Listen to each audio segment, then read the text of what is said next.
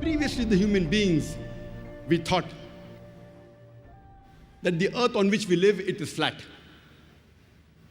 It was in 1577, Sir Francis Drake, when he sailed around the earth, he proved that the earth was spherical.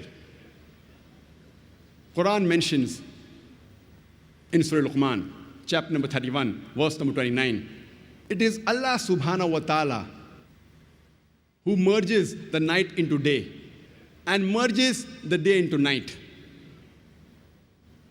Alam tara anna Allaha yuliju layla fil nahari wa yuliju nahara fil layli.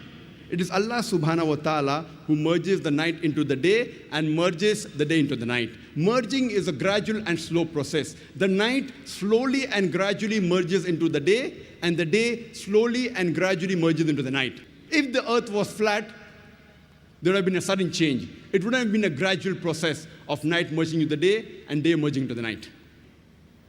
Allah gives a similar message in Surah Az-Zumar, chapter number 39, verse number 5. It is Allah subhanahu wa ta'ala who overlaps the night unto the day and overlaps the day unto the night. The Arabic word used here is kawara, which means to overlap or coil. So the Quran says it is Allah subhanahu wa ta'ala who overlaps or coils the night unto the day and overlaps or coils the day unto the night. Coiling, the word kawara is used, how you coil a turban unto your head.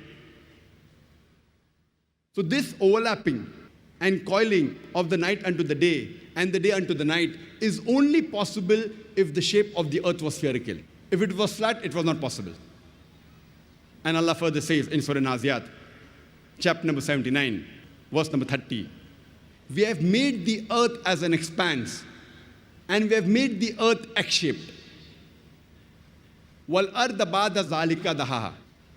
Wal arda ba'da zalika dahaha means, and then we made the earth X-shaped. One of the meanings of dahaha is an expanse, and the other meaning of the Arabic word dahaha, it is derived from the Arabic word duya, which means an egg.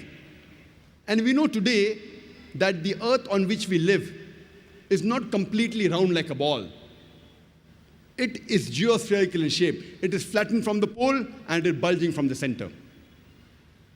And the Arabic word duya doesn't mean a normal egg. It specifically means the egg of an ostrich. And if we analyze the shape of the egg of an ostrich, it too is geospherical in shape.